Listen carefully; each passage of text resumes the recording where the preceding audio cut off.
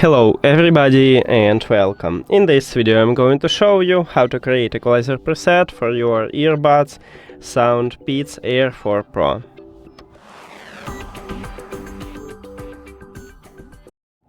You have to start by open SOUNDPEATS application, and if you add your earbuds to the application you will see the same menu as I have, this one.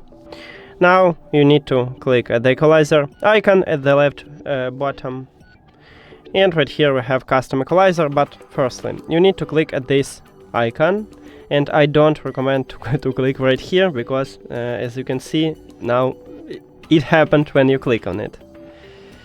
Okay, now let's return to the equalizer and just click right here, and here it is our preset. So just change these sliders here, you can move it up or down and make some preset for you. Let's say that's okay for me. Now if we go back we can see that selected preset is a custom one.